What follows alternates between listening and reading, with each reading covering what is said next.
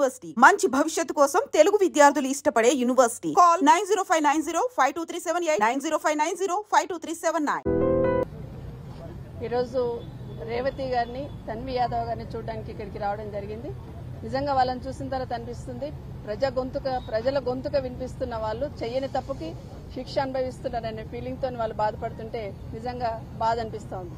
ఈ సంఘటన ఖండిస్తా ఉన్నాం. ఇది ఒకటే కాదు, గతంలో కూడా ఇద్దరు మహిళా జర్నలిస్టులని రైతులకు రుణమాఫీ కాలేదు అని అడగడానికి వెళ్ళినప్పుడు ఆ అసహనాన్ని కప్పిపుచ్చుకోవడానికి విజయారెడ్డి అదేవిధంగా సరిత యాదవ్ వాళ్ళిద్దరిని మహిళా జర్నలిస్టులను కూడా ఆ రోజు కూడా కేసు పెట్టి వేధించడం. ఆ విధంగా చూస్తూ ఉంటే 15 నెలల లోపల దాదాపుగా 11 మంది పైన ఏదో ఒక రకంగా కేసులు పెట్టడము, జైలు పంపించడం అనేది ఈరోజు పరాపాటిగా మారింది తెలంగాణ రాష్ట్రంలో. రేవంత్ రెడ్డి గారు ఏదైతే 6 గ్యారెంటీలు ఎట్లాగో అటకెక్కించిండ్రో, 7వ గ్యారెంటీ కూడా ఎన్నికలప్పుడు 7వ గ్యారెంటీ ఏదైతే ఇచ్చిండో దాన్ని కూడా తుంగలో దొక్కినట్టు ఈరోజు ప్రజాస్వామ్యాన్ని కూని చేసే విధంగా ఈరోజు జర్నలిస్టులను అరెస్ట్ చేస్తూ వాళ్ళ ప్రభుత్వం అసమర్థతను కప్పిపుచ్చుకునే ప్రయత్నాన్ని ఈ విధంగా చేయాలనే ప్రయత్నం చేస్తూ ఉన్నారు.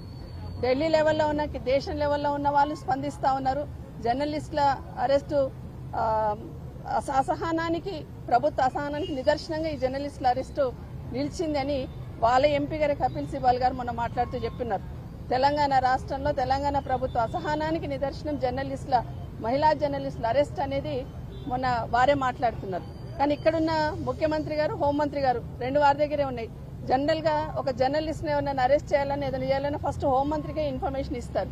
అంటే మీ డైరెక్షన్ లో మీరు చెప్పిన ప్రకారమే ఈరోజు జర్నలిస్టులందరినీ కూడా లోపలేసేసి ప్రజలు ఎవరు మాట్లాడినా కూడా వ్యతిరేకంగా ఎవరు టెలికాస్ట్ చేయకూడదు, ఎవరు చేసిన ఇలా ఇదే విధంగా ఉంటుందనే ఆలోచన కల్పించాలనే ఆలోచనతో ఈరోజు చేస్తా ఉన్నారు. ఒక అమ్మాయి ఈరోజు తన్వి యాదవ్ చెప్తా ఉంది, 18 మంది పోలీసు వాళ్ళు తనని తీసుకెళ్లి ఇట్లా పడేస్తున్నారు అని చెప్తా ఉంది.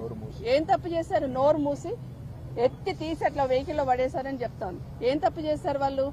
ప్రజల ఆక్రోశాన్ని, ప్రజల ఆవేదనని మీరు వినడానికి సిద్ధంగా లేరు కాబట్టి వాళ్ళ వేదిక నుండి వినిపించున్నారు. వాళ్ళు చేసిన తప్పేంటి? వాళ్ళు మాట్లాడింది మాత్రమే టెలికాస్ట్ చేస్తున్నారు. నిజంగా నిజమైన లీడర్ అయితే, ఈ రాష్ట్ర ముఖ్యమంత్రి గారు నిజంగా ప్రజల పక్షాన్ని ఆలోచించినట్టుంటే మీడియాలలో వస్తున్న వార్తలని బేరీజ్ వేసుకుని ప్రక్షాళన చేసుకుంటూ దాన్ని సెట్ చేసుకుంటూ పోవాలా. కానీ ఏ వార్త నెగిటివ్ వచ్చినా కూడా ముందు మీకు శిక్ష ఉంటుంది జర్నలిస్టులకు అనే లెవెల్లో ఏదైతే ఈరోజు ఇందిరమ్మ పాలన అంటే ఇలాగే ఉంటుంది అనే లెవెల్లో ఈ రాష్ట్రంలో ప్రభుత్వాన్ని నడిపిస్తున్న రేవంత్ రెడ్డి గారు ఇప్పటికైనా వీని ఖండిస్తూ భవిష్యత్తులో ఇలా జరగకుండా కనీసం ప్రజల ఆవేదన వినిపించే జర్నలిస్టుల వేదిక ఏదైతే ఉందో ఆ ఆవేదన వినిపించే ప్రయత్నం చేస్తుందో అది కూడా వినడానికి సిద్ధంగా లేరని స్పష్టంగా అర్థమవుతుంది.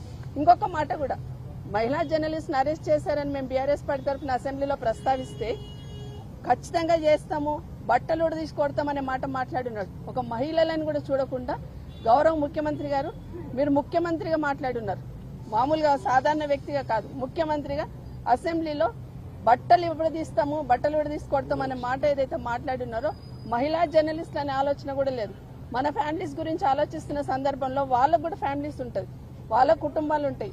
మీరు మాట్లాడుతున్న మాటలు ఈరోజు మహిళలందరూ కూడా సిగ్గుతో తలంచుకునే విధంగా ఈ రాష్ట్ర ముఖ్యమంత్రి గారు మాట్లాడారు.